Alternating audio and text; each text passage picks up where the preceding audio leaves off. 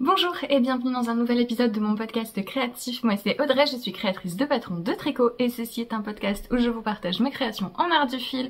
J'espère que vous allez bien, merci beaucoup de me retrouver pour ce nouvel épisode. J'ai pas mal de choses à vous dire, pas mal de projets à vous présenter, tous sur le signe de la texture on dirait. Ça s'est goupillé comme ça. Et j'ai quelques annonces à vous faire, donc je vais sans plus tarder commencer. Vous trouvez les différentes sections du podcast dans la description sous la vidéo. Description qui, je suis désolée, dans le dernier podcast a disparu pendant quelques heures. Je ne sais pas pourquoi. YouTube l'a enlevé. Donc je ferai attention cette fois-ci que ça ne recommence pas. Mais j'y mets tous les liens, notamment vers les patrons, les laines que je mentionne, ainsi que les liens vers mes réseaux sociaux et mes boutiques de patrons que vous trouvez sur différentes plateformes. En parlant de mes patrons, c'est mon anniversaire le 1er juin, donc j'organise comme tous les ans une promotion sur mes modèles. Donc tous mes patrons auto-publiés sur Ravelry sont à moins 32% avec le code 32, juste le nombre, 32. Jusqu'au dimanche, c'est le 9 juin, voilà, vous pouvez l'utiliser plusieurs fois, je vous mets le lien directement vers ma boutique Ravelry, c'est tous mes patrons, hein, sauf 2 dont la distribution ne m'appartient pas, mais voilà, donc tout ça, moins 32% pour fêter mon anniversaire. J'espère que si vous avez quelques patrons, un ou quelques patrons, que vous aviez envie de tricoter, et bien les avoir à un tarif plutôt accessible pour cette semaine, ce sera sympa. Et voilà, qui dit promotion d'anniversaire dit nouveau modèle, du coup également en même temps. Et il s'agit du gilet que je porte, qui est le gilet Atoll, qui est un large gilet. Le genre de choses que moi j'aime beaucoup porter en été, et bien comme ça, par-dessus un débardeur, des petites camisoles, ce genre de choses. Et donc c'est un gilet épaule tombante. On commence par le dos en fait, vous faites un grand rectangle. Ensuite vous relevez les mailles ici pour tricoter les deux demi-devants.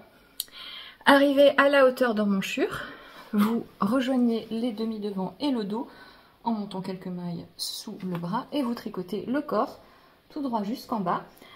On finit par des côtes semi-torse.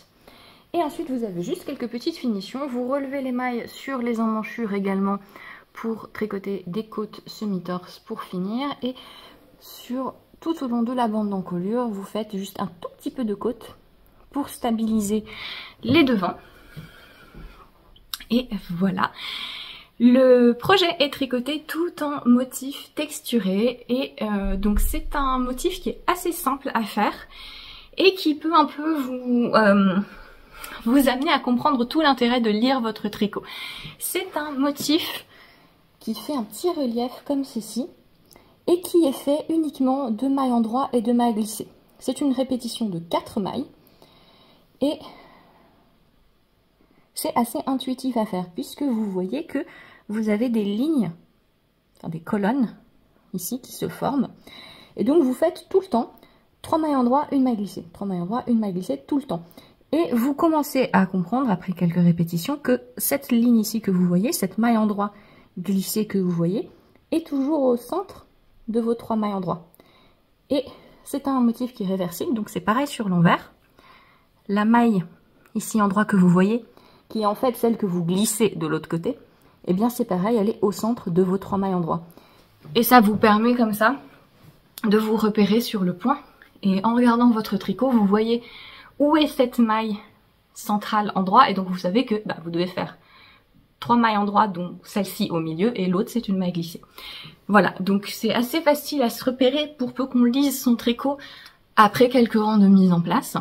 Et vous avez donc cette torsade sur les demi-devants, qui est une torsade simple, faite c'est des croisements de 4 mailles, donc 2 mailles sur 2, parfois avec des mailles envers, ceci dit, voilà, c'est pas que des mailles endroit sur la torsade, c'est juste 8 rangs, donc on se détache assez facilement du diagramme, un peu trop facilement, on va en reparler, et donc c'est assez accessible en termes de torsade. Je pense que si vous avez jamais fait de torsade, ça va pas être le souci sur ce modèle. C'est, disons, accessible aux débutants patients qui sont à l'aise avec maille en 3, maille en vert, maille glissée, maille torse pour les côtes. et voilà, qui sont aptes à essayer de faire des torsades, mais c'est une torsade de débutant que j'ai déjà utilisée dans d'autres modèles où il y avait que la torsade. C'est une partie de la torsade de mes modèles Oceanborn. Voilà, c'est un bandeau et une écharpe. Et voilà, c'est une torsade assez simple. Voilà, donc si vous savez à peu près faire ces techniques ou êtes à même de les apprendre et que vous êtes à l'aise sur le relevage de mailles, voilà, c'est surtout ça en termes techniques, c'est le fait d'avoir à relever les mailles, notamment ici pour les demi devant et pour les finitions. Voilà, c'est plus ça vers lequel j'apporte votre attention si jamais vous êtes débutant et que vous vous demandez si ce projet est accessible. Oui, si vous êtes patient, puisque ça reste un gros projet, hein. Voilà, pas de manche, mais c'est un assez gros gilet, et ce point mange pas mal de fil, puisque, alors cette texture un peu comme ça, je vous en avais parlé quand je tricotais le modèle. Il y a plusieurs manières de l'obtenir avec différentes techniques. J'ai choisi celle avec les mailles glissées parce que comme c'est un projet qui se tricote pour l'été, donc potentiellement avec des fibres très molles, eh bien ça ajoute de la structure, ça raffermit un petit peu le projet, le fait d'avoir des mailles glissées, mais ça fait qu'on est sur un point qui est dense dans le sens où voilà, il faut quand même beaucoup de rangs pour arriver à une certaine longueur, donc ça prend un petit peu plus de temps, ça mange pas mal de fils aussi. Même si les quantités de fils utilisées par mes testeurs, c'est un petit peu absurde. Ça dépend tellement des matières habituellement, et en fait là je pense qu'il y a autre chose. J'ai des testeurs qui ont utilisé des quantités astronomiques et d'autres beaucoup moins que ce que les calculs devraient indiquer. Donc voilà, prévoyez plutôt plus de fils que moins. Et après, toutes les longueurs sont adaptables, que ce soit la longueur du gilet en soi. Moi, vous voyez que je l'ai fait relativement long par rapport à ce que je fais d'habitude, n'est-ce pas? Et la hauteur d'emmanchure, si vous ne voulez pas qu'elle soit aussi large que moi, ça se fait sans souci. C'est un gilet qui se porte avec pas mal d'aisance, entre 20 et 35 cm d'aisance. Moi j'ai 35-40, voilà, donc j'ai le maximum d'aisance, mais ça se porte bien avec un petit peu moins d'aisance aussi si vous le souhaitez. En termes des fils utilisés, donc c'est un projet qui se tricote en sport DK, voilà, vous pouvez. L'échantillon est de 24 mailles sur 10 cm. Moi j'ai utilisé la Sololino de Lana Grossa, qui est un fil pur lin. En fait c'est 80% viscose et 20% lin, viscose de lin et 20% lin. Donc la viscose c'est un procédé synthétique, donc parfois il y a de la viscose de bambou, la viscose de lin, la viscose de ci, la viscose de mi, mais c'est pas techniquement la matière, mais voilà, c'est différentes techniques qui ont différents résultats proche, disons, d'une matière à la base végétale. Et donc c'est un fil que j'aime beaucoup, que j'ai déjà tricoté plusieurs fois. C'est un fil qui est très souple, qui a 120 mètres au 50 grammes et qui a une belle définition, qui se dédouble assez peu pour un fil végétal qui a autant. Souvent les fils, notamment quand c'est de la viscose, vous avez 8000 brins dedans, et là c'est un fil qui se dédouble pas, qui reste bien lisse, bien propre au blocage, et qui est vraiment hyper frais et léger. Voilà. Le mot-clé pour les fils, ça va être vraiment de quelque chose qui est souple. Souple et pas forcément que du drapé. Donc, notamment au niveau des fibres végétales, vous avez un peu deux trucs. Vous avez les fibres végétales n'ont pas d'élasticité, sauf si on rajoute du nylon ou les fils qui sont chaînettes par exemple, ou en aécorne qui sont déjà tricotés et qui, de par leur structure, retrouvent une certaine élasticité. Mais vous avez des fils comme le coton, le bambou, le tencel, la viscose, qui peuvent être assez souples. Voilà, alors le coton c'est un peu tout ou rien, ça dépend de sa fabrication, mais ça reste plus souple que les fibres comme le pur lin, donc non viscose, et le chanvre par exemple. Est-ce qu'il y en a une autre qui serait la soie? Voilà. le lin pur, le chanvre, la soie, etc. C'est des fils qui ont un très joli drapé, qui sont fluides une fois qu'ils sont lavés et portés, mais qui n'ont pas de souplesse. Donc c'est assez particulier quand vous voyez du lin, c'est assez ferme mais fluide. Mais dans ce cas précis, il faut plutôt partir sur des choses qui sont souples. Donc je vous conseillerais d'éviter les purs lins si vous voulez moins d'aisance. Voilà, ça va être un peu ça sur lequel vous pouvez jouer. Si vous partez sur une plus grande aisance, vous pouvez vous permettre des fils qui sont moins souples. De manière générale, je vous conseille plutôt de rester sur des choses, voilà, principalement de la viscose, du tencel, coton tencel, tout ça, le coton soie, ça peut être sympa.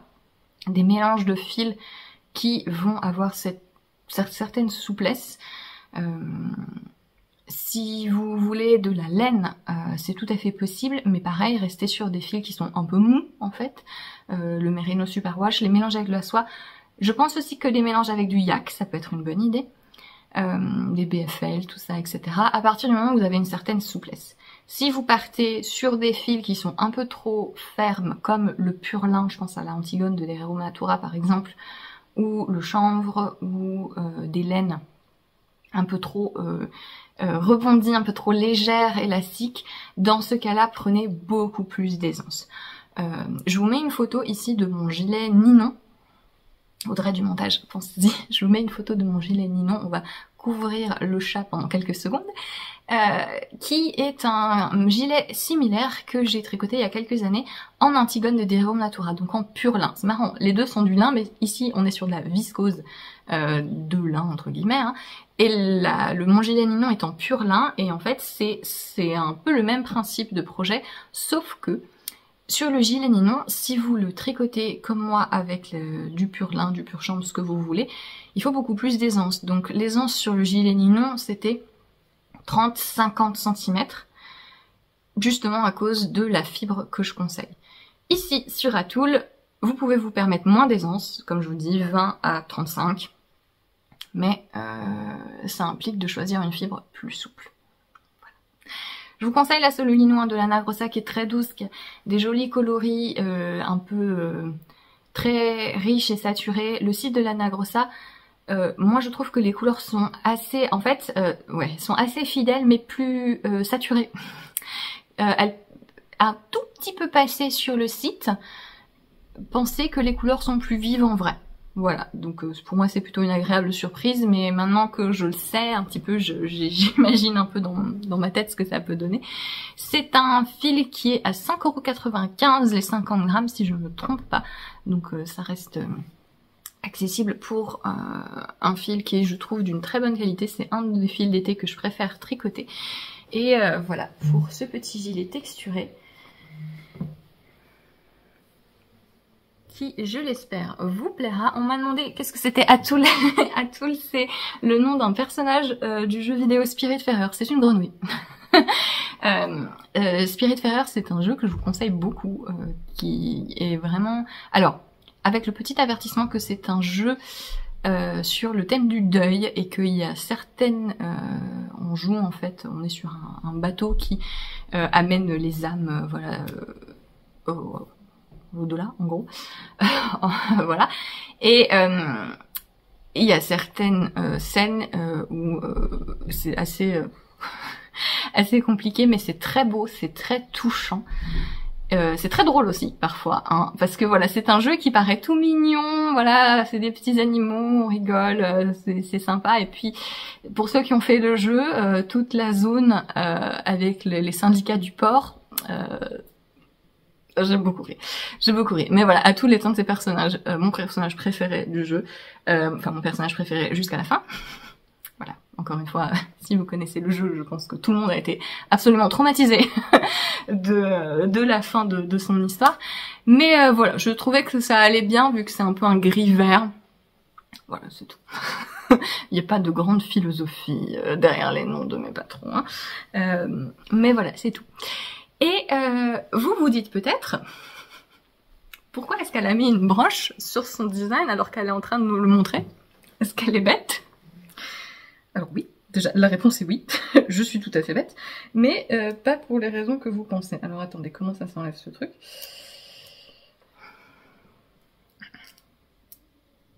Je vous ai pas dit, les instructions pour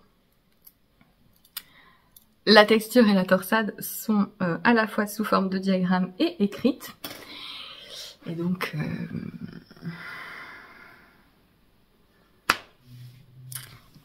voilà, voilà. Donc il y a une erreur sur ma torsade.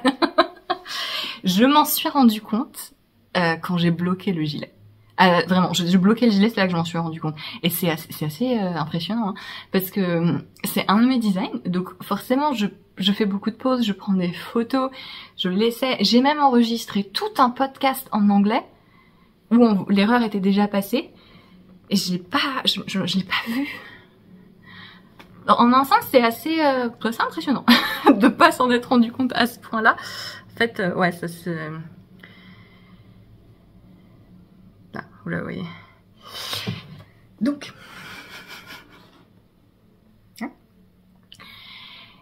je me suis dit, quand j'ai remarqué l'erreur, je me suis dit, est-ce que je l'ai fait? Parce qu'en fait, j'aurais dû défaire les 2/3 du projet à peu près, parce que ouais, si elle est là, elle est même avant que j'ai rejoint en rond, enfin pas en rond, justement pas en rond, ensemble. Et en fait, je me suis rendu compte que ce qui me dérangeait, c'était pas le fait d'avoir une erreur sur mon projet et de le porter avec une erreur, mais le fait que, ce soit mon design, et que je vous le montre avec une erreur, et que ça fasse pas professionnel. Voilà. Et l'image que vous alliez avoir de elle montre un design, elle a fait une bêtise dessus. Et parce que je sais qu'il y a des gens qui vont réagir comme ça. C'est un peu la même idée que de penser que des professeurs... Enfin, comment dire, mon cerveau va plus vite que mes paroles. Je sais qu'il y a des gens pour qui ça va effectivement être un reflet de mon travail de designer, le fait que je fasse des erreurs dans mes tricots. C'est un peu comme de penser que parce qu'on est excellent dans un domaine, j'en sais rien, dans les mathématiques, littérature, etc., qu'on va forcément être un bon professeur. Alors que ce sont des tâches, des travaux, des qualités très différentes. Alors je compare pas le métier de designer tricot à celui de professeur, mais c'est un peu le même lien logique, vous voyez. Et quand je me suis rendu compte de ça, que mon problème c'était l'image que ça allait avoir, que ça allait donner, ça m'a débloqué. En fait, tout de suite je me suis dit mais non, en fait j'ai pas envie de défaire, et donc je vais pas défaire, parce que je préfère avoir l'air pas professionnel si il y a une seule personne pour qui ça peut dédramatiser le fait des erreurs, eh ben tant mieux. Le fait de faire des erreurs, bah tant mieux, parce que je vois souvent des gens qui se freinent, qui veulent pas faire de projets avec des points texturés, de peur de faire des erreurs. Des projets qu'ils ont envie de faire, mais qui se disent oh j'ai pas le niveau, il faut que je sais pas. Il y a des gens qui ont une espèce de palier imaginaire où ils se disent bah quand je serai là, je pourrais faire les projets que j'ai envie de faire. Mais pour l'instant, je suis trop débutante, j'y arriverai pas, je ferai des erreurs. Et alors en fait,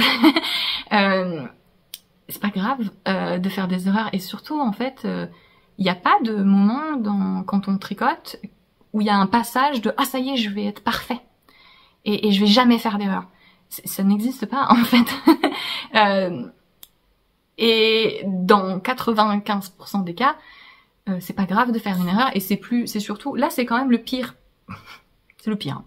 Parce que non seulement c'est une torsade, les erreurs en torsade, ça se voit beaucoup plus. Que par exemple la dentelle.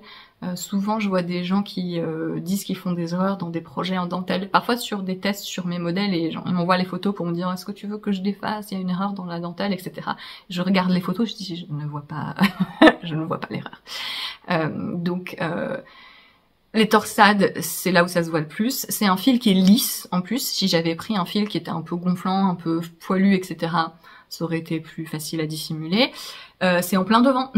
Alors que si c'était là, hein, voilà. Je m'en suis rendu compte à la toute fin, ça c'est quand même fabuleux. Voilà, donc dans la majorité des cas, ce sera pas aussi grave que ça. Et, enfin grave, c'est pas grave, mais je veux dire, ce sera pas aussi pénible à corriger que ça. Et même là, moi, où j'ai pas envie de corriger parce que c'est trop agaçant, et ben même là, c'est pas grave en fait, je vais quand même le porter, mon gilet, je l'aime beaucoup. Et voilà, donc je me dis, ça peut peut-être un petit peu vous faire dédramatiser. Voilà, c'est pas grave de faire des erreurs, et de toute façon, comme je vous le dis, il n'y a pas un moment où vous allez être parfait et vous allez plus jamais faire d'erreur. C'est pas réservé aux débutants le fait de faire des erreurs, c'est ça, boude. Le fait de faire des erreurs. Peut-être que c'est un petit peu décourageant dit comme ça, mais moi je le vois pas comme ça. Parce que si vous êtes quelqu'un de perfectionniste, eh bien vous allez corriger vos erreurs, vous allez défaire, etc. Et il y a une... C'est très admirable et très beau, je trouve, la patience et la persévérance dans le fait, voilà, de vraiment réussir à corriger ses erreurs, de prendre le temps, de reprendre quand on a fait des bêtises. Et si vous n'êtes pas perfectionniste, vous mettez une broche Piaf sur votre projet et puis c'est très bien. Voilà. Est-ce que je justifie ma paresse et mon manque de professionnalisme? Oui. C'est pas grave. C'est comme ça. Cette broche, elle vient d'une créatrice que j'aime beaucoup qui s'appelle For Like Eva. J'ai beaucoup de ces boucles d'oreilles. Je fais des illustrations un peu comme ça. Et donc quand j'ai pris la décision de pas défaire, je me suis dit c'est super, je vais lui commander une de ces broches parce que je me suis souvenu qu'elle en faisait pas mal. Et je trouve que c'est assez approprié, les ciseaux cigogne pour un tricot. Pour un tricot où il y a une bêtise. Les ciseaux. Bref, voilà. Conclusion. Il ne faut faire que des projets extrêmement compliqués. Parce que ça, ce serait pas arrivé si c'était un projet plus compliqué. Voilà, c'est un peu la preuve que les torsades restent simples parce que du coup, j'ai pas fait attention. Alors que les projets qui sont plus demandants, où il faut vraiment regarder la grille, être très concentré, là, je fais pas d'erreur. Hein. Donc c'est fabuleux. Mais voilà, petit blabla. Enfin, c'était Aurore, c'est lézard d'un fil, lézard du fil, je ne sais plus, qui m'écrivait en commentaire que c'était rassurant de voir une designeuse aussi parfois avoir des galères, avoir des questionnements sur ses projets, mais en fait ouais, c'est comme je vous dis, il n'y a pas un moment, enfin ça va faire 17 ans que je tricote à peu près.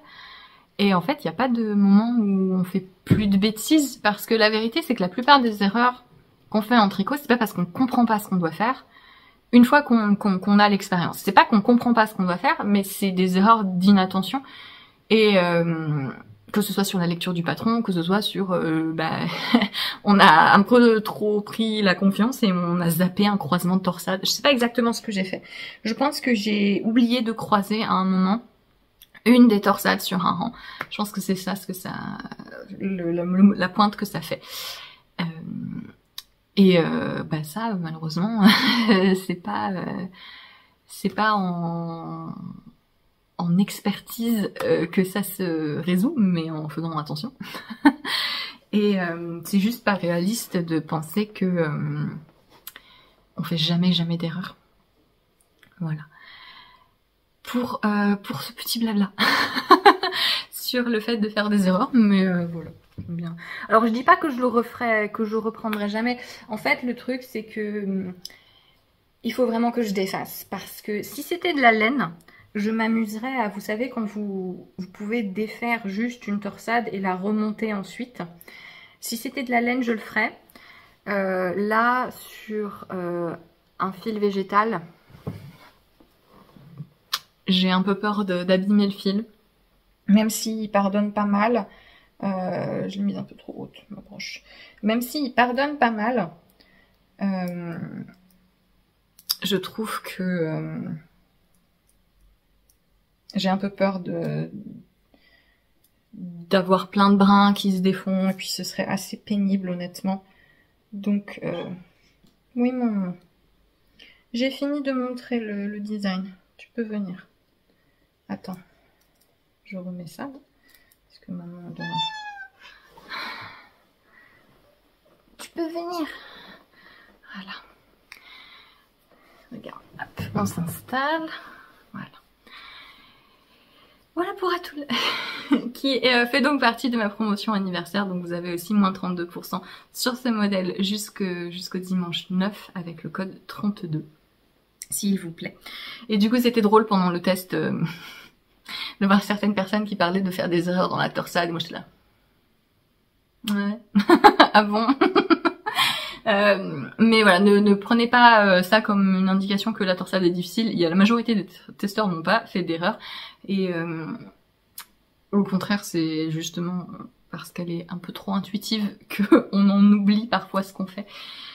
Et voilà, pour ce nouveau modèle qui, je l'espère, vous plaira. J'ai encore un petit pli de blocage ici, là. Il faut qu'il s'aplatisse maintenant que je vais pouvoir le porter. Ça va être en plein dans la saison où je vais commencer à porter ce genre de projet en plus. Donc ça tombe bien. Je vais passer à mes encours. J'ai 2 encours design à vous montrer. Le premier, c'est un modèle que je crée pour Hobby. Donc Hobby m'a contacté pour savoir si je souhaitais créer des modèles pour eux avec leur fil. Donc ce sera un modèle qui sera disponible chez Hobby. Et je vous en avais brièvement parlé à la fin des vlogs avril. Et voilà où j'en suis. C'est donc un gilet, un raglan. Ce sera un gilet ouvert. Vous pourrez mettre des boutons. Moi je vais pas en mettre, mais on va juste à la fin relever la patte de boutonnage. Donc on met des boutons si on veut. Et c'est un projet tout en motif texturé. Je reprends en fait un des motifs de mon châle Tramea. C'est une base de point mousse avec des rangs de jersey ici, tous les 8 rangs en fait à peu près, en alternant 3 couleurs, ce qui donne un peu un effet tweed,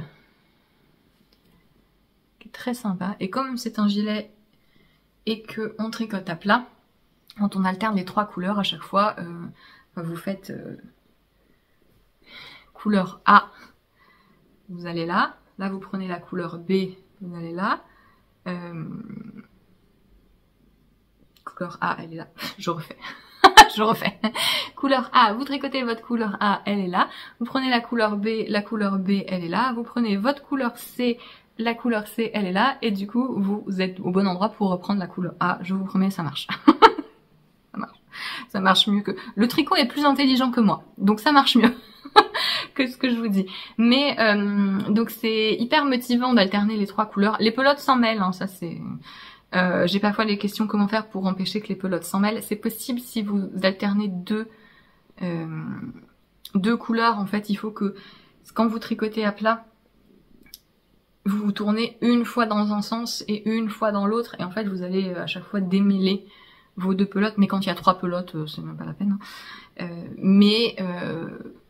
C'est un motif qui est très simple. Comme je vous dis, c'est principalement... C'est que des maillons droits, maillons verts. Il faut le maintenir sur le raglan, mais en fait il n'y a rien à maintenir.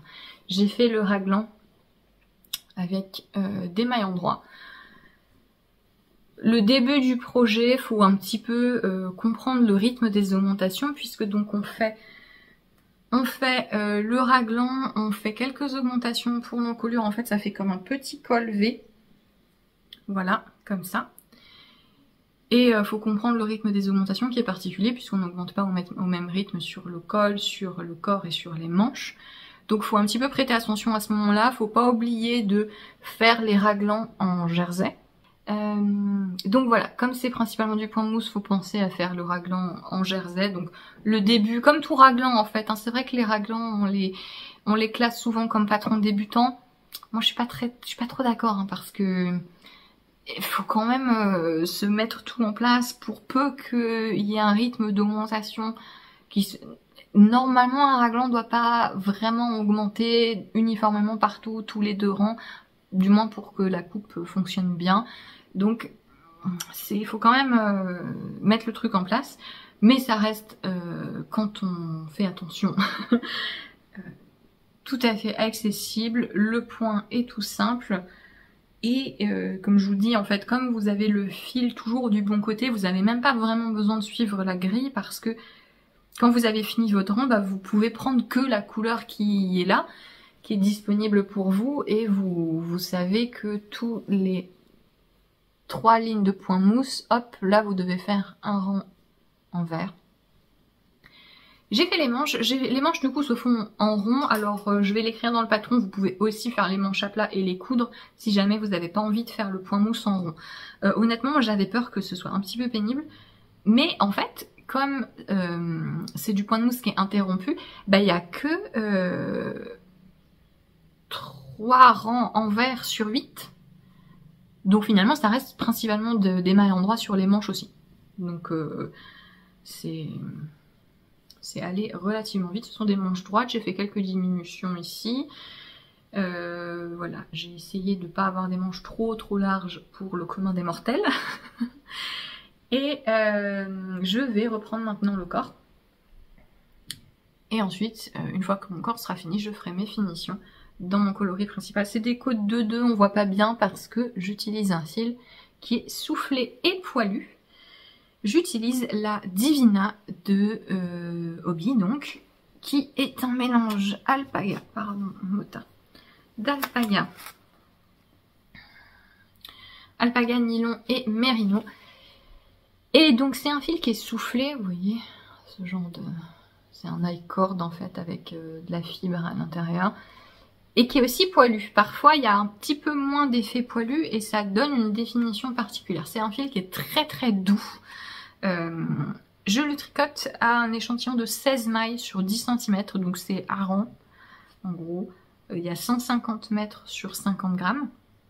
Donc ça fait beaucoup de... comme tous les fils soufflés en fait, vous avez beaucoup de métrage mais vous pouvez le tricoter assez avec des grosses aiguilles. Moi j'utilise des aiguilles 4,5 mm.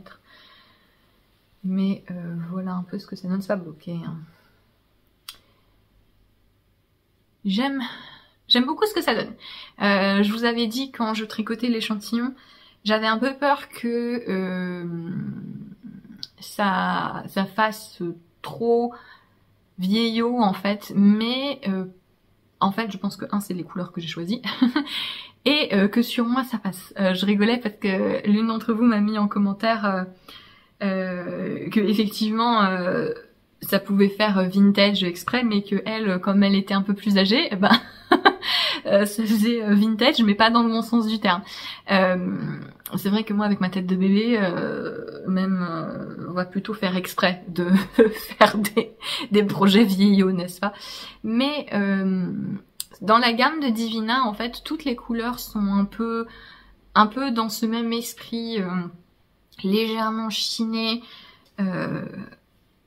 Quand il y avait du soleil et que je tricotais au soleil, les reflets, notamment sur ce coloris, étaient magnifiques. Là, vous voyez pas parce que la luminosité est pas terrible, mais il y a vraiment de très beaux reflets.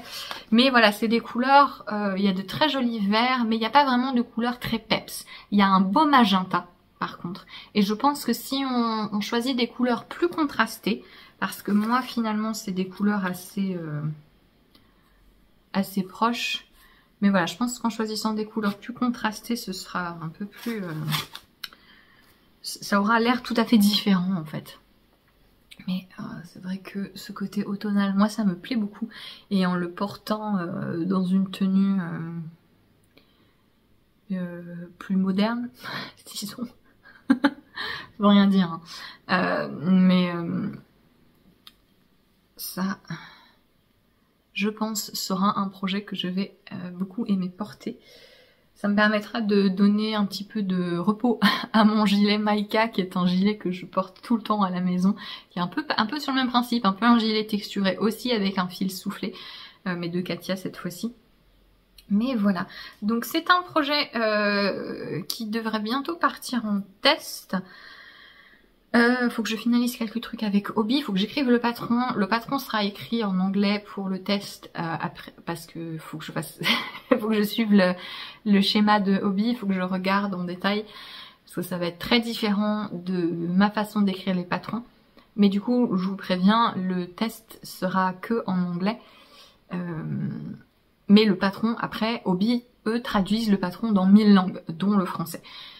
Donc voilà, ça va être un peu un truc en décalé. Et je sais pas exactement quand le patron arrivera. Je le donne à Hobby début septembre, normalement. Donc, et je ne sais pas après, est-ce que ce sera en janvier, est-ce que ce sera plus tôt. Voilà. Je ne sais pas trop leur délai une fois que j'ai publié, que je leur ai envoyé du moins le modèle. Je ne sais pas quand est-ce qu'il sera publié. Je pense l'appeler Marbre parce que quelqu'un m'a très intelligemment fait remarquer que ça me faisait penser à un gâteau marbré. Et donc effectivement. Et je pense que Marbre, ça lui va très bien. Marbre plutôt que marbré parce que j'ai pas envie d'avoir l'accent qui qui pose problème quand on met des accents. Souvent ça apparaît mal sur les différents sites internet et les différents fichiers. Donc on va éviter ça. J'ai pas envie, Hobby étant une marque danoise, j'ai pas envie de les énerver avec un conflit d'accent. Mais voilà.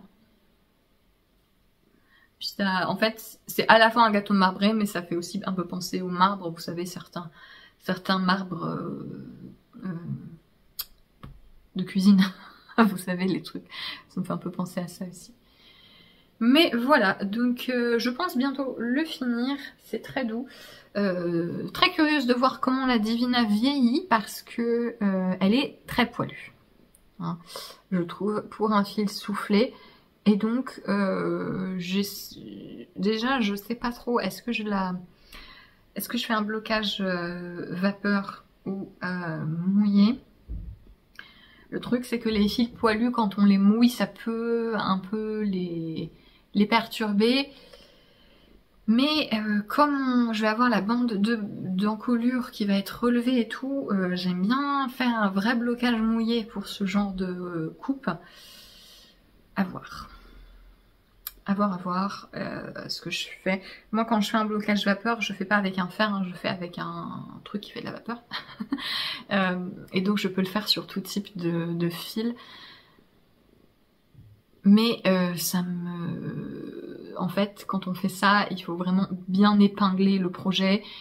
Et il faudra que je fasse attention à pas créer de faux plis, etc. Donc ça m'enquiquine un peu, pour être très honnête. Mais voilà pour Marbre. Est-ce que je vous ai tout dit? Oui. Oui, je pense. Pour ce projet qui est en cours. Et j'ai un autre petit en cours design à vous montrer. En fait, c'est un design qui est déjà en cours de test, qui paraîtra en juillet.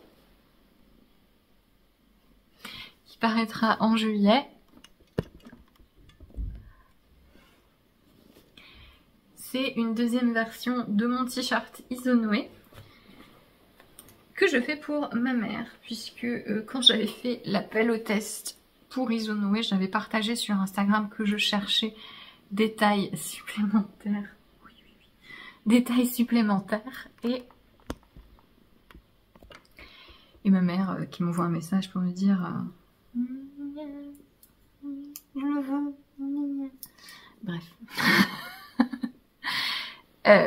Donc je lui tricote sa version, j'essaie de vous remettre droit, voilà, à peu près. Je lui tricote une version, je lui ai envoyé le lien vers la Landlost Summerside. On fait la propagande? On fait la propagande. Donc la Landlost Summerside, qui est le même fil que ce que j'ai utilisé pour mon prototype original, c'est mon fil d'été préféré. En fait, c'est à tel point que dès que je vois quelqu'un dire qu'il n'aime pas les fils d'été, etc., si vous n'avez pas testé ce fil, je vous écoute pas en fait. Ce que vous dites n'a aucun fondement, ceci dit n'a aucun sens. Bref, tout simplement. Bon, je plaisante. Évidemment qu'il n'y a pas de fil universel qui plairait à tout le monde, mais s'il y a un fil qui devrait s'approcher de cet absolu, de cette perfection, je pense que c'est celui-là. C'est un fil, un mélange 50% coton, 50% soie, qui est souple, qui est agréable à tricoter, qui tient très bien, qui a une jolie définition en dentelle, en texture. Il y a différents types de coloris. Alors sur le site de Filati, vous voyez qu'il y a tous les coloris disponibles et ils sont pas tous tout le temps en stock, mais je trouve qu'il y en a quand même beaucoup. Il y a des coloris qui sont marbrés, des coloris qui sont unis et des coloris, il y a aussi des coloris un peu effet imprimé que je n'ai pas encore testé. Les couleurs qui sont unies et saturées, encore une fois sur le site de Filati, pensez qu'elles sont plus vives en vrai. J'ai notamment le rouge, il est rouge, hein. Il y a un bleu nuit qui est très très beau, etc. Là ma mère a choisi le coloris 40 qui est un ennui abyssal. C'est un vert tendre. Ma mère est plus mate que moi, donc à elle ça lui ira. Et c'est un fil, il y a 170 mètres, c'est ça? C'est mon fil préféré, je connais même pas les détails. 170 mètres au 50 grammes. Donc moi je l'ai tricoté à des échantillons extrêmement différents. Je l'ai tricoté comme de la DK à 20 mailles sur 10 cm. Et je l'ai tricoté comme de la sport à 23 à 24 mailles. Et là je la tricote à 26 mailles sur 10 cm, donc comme de la fingering. À chaque fois le rendu est souple, c'est frais. Je la porte en plein été, vraiment quand il fait 35, plus de 35 degrés, 40. J'ai porté notamment mon débardeur Uno qui est un de mes modèles qui pour le coup est tricoté assez lâche. C'est 21 mailles sur 10 cm je crois Uno. J'ai prévu de m'en refaire hein, d'ailleurs. En violet. Et vraiment, je la trouve très agréable. Je pense que le truc qui peut déplaire, c'est que moi j'aime beaucoup sa définition, hein. Je trouve que c'est une jolie définition. Donc mon modèle Isonoé, encore une fois, qui sortira en juillet, c'est un modèle avec des textures comme ça, de maille en droit, maille envers. C'est bien défini, par contre il y a une certaine rusticité, une certaine irrégularité, alors très légère, mais qui fait que, bah oui, vous n'avez pas... Attendez.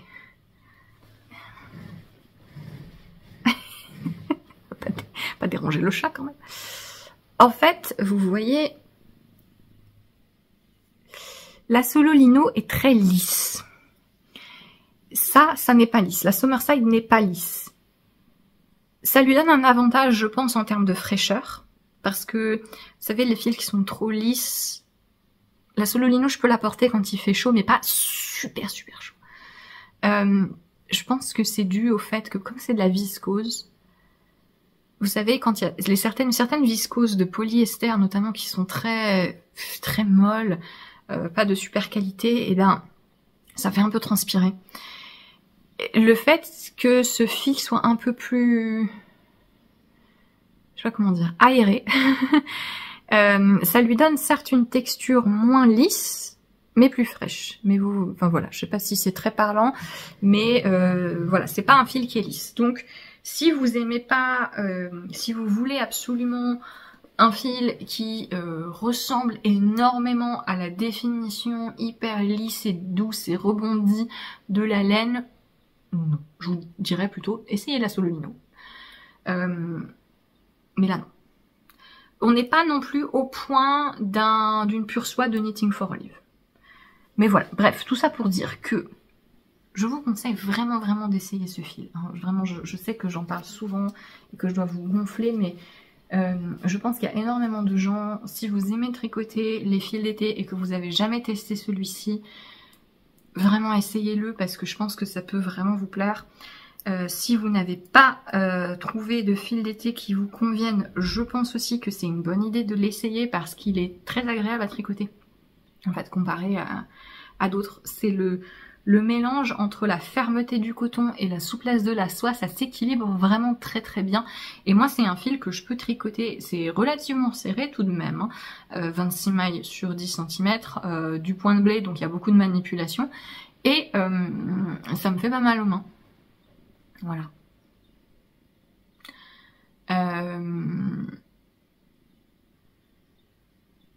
Et ça reste un fil qui est assez frais à porter. Donc voilà, il est pas très onéreux, il est à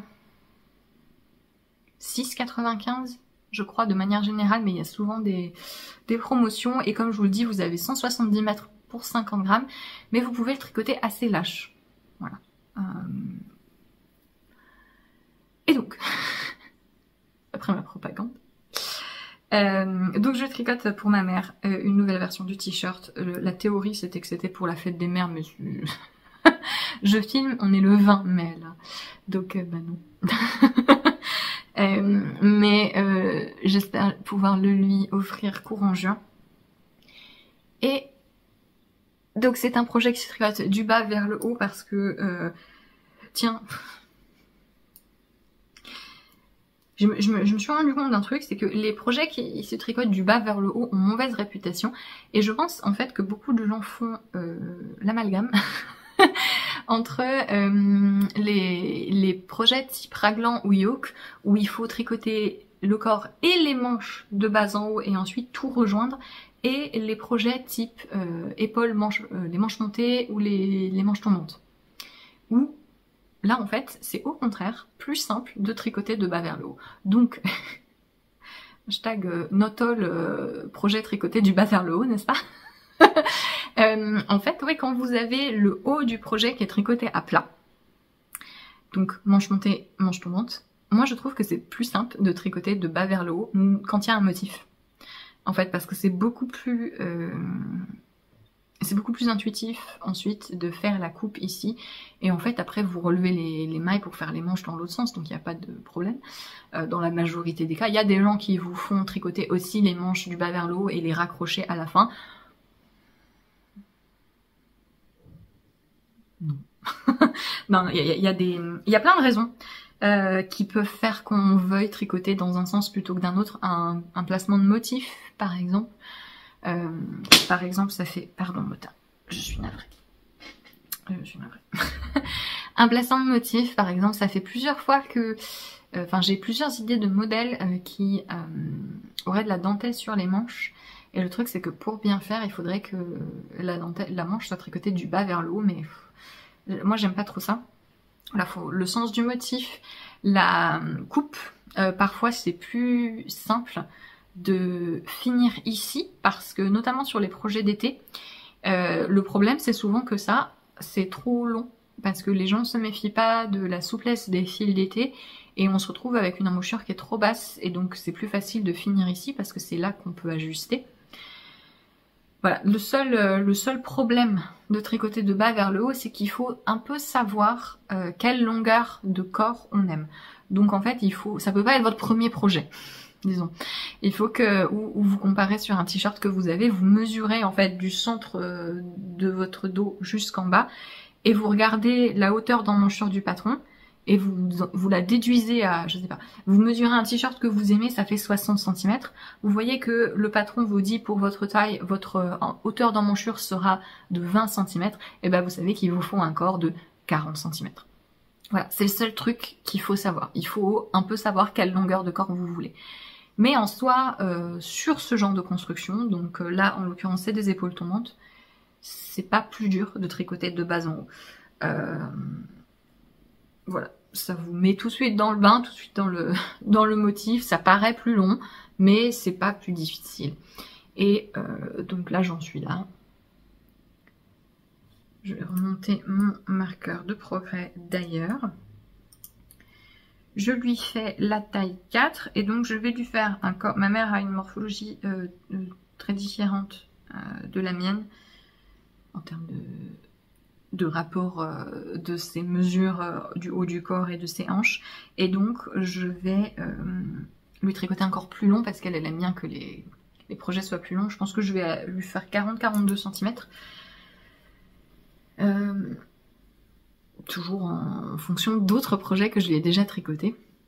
Donc je sais qu'elle aime bien une hauteur totale de 62 cm, voilà, de là à en bas, et donc je vais faire en fonction. Voilà, le test pour Isonoé avance bien. Certaines testeuses ont déjà fini plus rapide que l'éclair. Très surprise et agréablement surprise parce que beaucoup de testeuses ont utilisé la Antigone de Dereo Natura et ça marche très bien. Ça marche très très bien.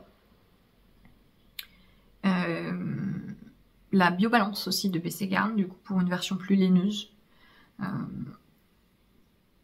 Mais voilà. J'espère l'avoir fini pour la sortie du projet qui est prévu mi-juillet, je ne sais plus. Je sais plus ce que j'ai dit. Je pense que c'est mi-juillet. Parce que la fin du test c'est le 7. Donc ce sera par là. Voilà. Et je voulais terminer par un projet fini qui est tout rabougri. J'ai terminé mon pull Osprey, qui est un modèle de Jacqueline Sislak que je tricotais ces derniers mois. Et j'en suis très très contente. J'ai eu un peu peur en le finissant. Alors on va reparler de... C'est pas... toujours plus démarqué en vrai, mais on va reparler de l'histoire des couleurs. Je suis très très contente. Parce que quand je l'ai fini, le corps était vraiment tout petit. Il y avait genre 17 cm. Parce que je n'avais que 3 écheveaux de sport. J'ai utilisé la pelote vagabonde Abri Sport, donc pur Merino Sport 300 mètres au 100 grammes, coloris forêt noire, qui est ce super... Ah là vous avez toutes les nuances, c'est super. Ah c'est parfait, vous voyez tout là. Tous les speckles, tout coloré. Vraiment très très joli coloris. Et j'avais que 3 écheveaux et donc je suis allée vraiment au bout du bout, il me restait ça. Et au blocage, la brioche s'est bien détendue et donc maintenant le pull tombe parfaitement. Les manches sont même un peu trop grandes, trop longues, mais pas suffisamment pour que ça me gêne, je pense. Je verrai en le portant. Donc c'est un raglan qui se tricote de haut en bas, tout en demi-brioche. La demi-brioche, ça veut dire qu'il n'y a qu'une maille, ici, qui est une maille brioche, et l'autre maille, c'est une maille endroit et envers classique. Donc vous voyez que l'envers n'est pas le même. Vous voyez rien du tout, mais bon, croyez-moi. Et vous avez des finitions en jersey rouloté.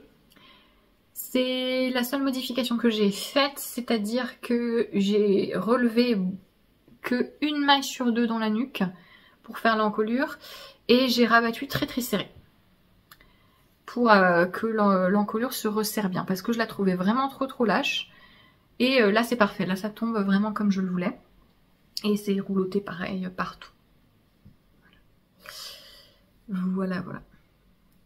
Donc très contente du tombé de ce projet. Je referai le pull avec plaisir, je pense. Vous voyez à la caméra, ça fait une plus grosse démarcation.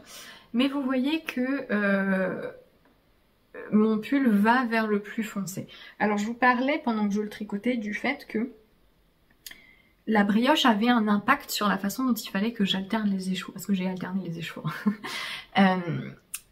Parce que avec la brioche, on a un effet de relief et on a une maille qui est plus en avant que l'autre. Et donc, je me suis rendu compte au cours du tricot qu'il fallait bien que j'alterne toujours de la même façon, donc toujours avec le même écheveau en avant pour avoir le même rendu. J'avais donc 3 écheveaux et j'avais visiblement un écheveau qui était plus clair que les autres. J'ai alterné de manière assez classique, c'est-à-dire que j'ai alterné l'écheveau 1 et l'écheveau 2 sur le haut sur le raglan. Sur les manches, j'ai alterné l'écheveau 1 et l'écheveau 3. Et sur le corps, j'ai alterné l'écheveau 2 et l'écheveau 3. J'aurais pas dû faire ça. J'aurais dû alterner tout le temps les 3 écheveaux, dès le début, tout le temps. Parce que mon écheveau 1 était visiblement beaucoup plus clair que les autres. Donc pour que les couleurs soient parfaites, j'aurais dû tout le temps alterner les 3. Après, comme je vous le dis, là vous voyez les lignes. En vrai, on voit que ça va vers le plus foncé. Ça fait comme un dégradé. Mais ça me dérange pas plus que ça. Voilà.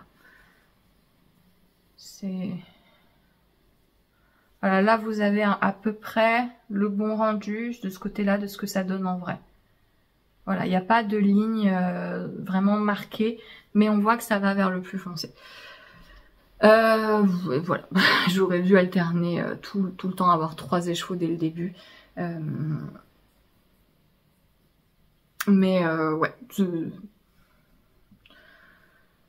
c'est comme quoi, hein. C'est plus compliqué d'alterner, ça suffit pas d'alterner, il faut vraiment à réfléchir à comment on alterne, quels échos on alterne, en fonction des textures, de quelle façon, etc. Mais ça me choque pas plus que ça. En vrai, la couleur est beaucoup plus foncée de manière générale en vrai. Hein. Et donc, je verrai au fil du portage ce que j'en pense. Qu'est-ce que t'en penses, toi? Ça t'embête que je bouge? Je verrai au fil du portage ce que ça donne. Mais très contente du modèle, je vous le conseille. Alors faut savoir suivre un motif tout seul, faut être un petit peu indépendant, mais c'est relativement simple si vous avez déjà fait une maille brioche. J'aime beaucoup l'effet du raglan. Et j'aime beaucoup comment il tombe. J'ai fait la taille 3 ou 4, je ne sais plus. C'est noté sur ma page projet Ravelry. Mais voilà pour Osprey. Qui est importable maintenant, mais je le porterai en automne et je verrai à ce moment-là, est-ce que je raccourcis les manches? On verra. On verra. Et c'est tout. C'est tout ce dont j'avais envie de vous parler pour cet épisode. Je vais terminer avec un petit blabla Patreon puisque on est sur un nouveau mois et donc j'ai une page Patreon à travers laquelle vous pouvez me soutenir. C'est un système d'abonnement mensuel mais qui est flexible, c'est-à-dire que vous pouvez venir un mois repartir aussi sec. N'hésitez pas à faire ça, vraiment. Je sais qu'il y a des gens qui Enfin, on est tous un peu fatigués des abonnements, donc c'est quelque chose sur lequel j'insiste vraiment. Patreon, ça vous permet d'avoir accès à un patron ou deux par mois en échange de votre abonnement. Ça revient... c'est plus intéressant financièrement pour vous si vous pensez prendre un modèle de vêtements, puisque mes vêtements sont pas... mes patrons n'ont pas tous le même prix, puisqu'ils ne demandent pas tous le même travail. Voilà. Donc pour les modèles de châles et de vêtements, c'est plus avantageux de passer via Patreon.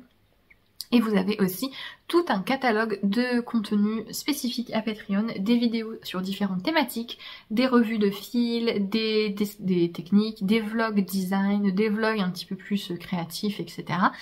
Et quand vous rejoignez Patreon, en fait, pendant le mois où vous avez accès à Patreon, vous voyez toutes les vidéos publiées depuis 2019. Ouais, ça date. Et pour ce mois de juin, la petite vidéo, c'est une petite vidéo technique sur les i-cords. Donc je vous montre différentes manières de faire un i-cord, le montage, le rabat, etc. Et voilà, petite technique sur Patreon. Si ça vous intéresse, je serais ravie de vous y retrouver. Et voilà, donc comme je vous l'ai dit en début de podcast, c'est la période de promotion d'anniversaire. Donc n'hésitez pas à regarder si jamais vous avez des patrons que vous aviez envie de prendre. C'est le seul moment où je fais une promotion vraiment sur tout mon catalogue. Donc voilà, c'est le code 32 pour rappel, qui vous donne moins de 32% sur tous mes patrons auto-publiés sur Ravelry. J'espère qu'Atoul vous plaira, que mon blabla sur les erreurs vous a intéressé aussi, et je pense qu'on est beaucoup à avoir trop tendance à penser que tout doit être parfait sur les réseaux quand on présente un projet, mais en fait la plupart des gens dont je regarde le contenu en ligne, c'est pas parce que je pense qu'ils sont parfaits et qu'ils savent tout faire, c'est parce que j'aime bien suivre leur processus et leur choix. Donc ce sont deux choses tout à fait différentes, donc j'espère que s'il y en a qui se sentaient complexés, qui n'osaient pas faire tel ou tel projet de peur de faire des erreurs, vraiment lancez-vous. En fait, il n'y aura pas de moment où si vous avez envie de faire quelque chose, il n'y aura pas de moment où vous vous sentirez parfait, parce que si vous ne faites pas, vous ne saurez pas faire, en fait. Voilà, moi et Mota, on vous souhaite une très bonne après-midi, soirée, quand vous regardez cette vidéo, et je vous retrouve mi-juin, normalement, pour un nouveau podcast. J'ai d'autres types de vidéos prévues entre-temps. Voilà. Passez un très beau début de juin. J'espère que les gens qui ont des enfants, ça va. Je sais que c'est l'enfer, les derniers mois de l'année scolaire. Je vous dis à bientôt. Salut!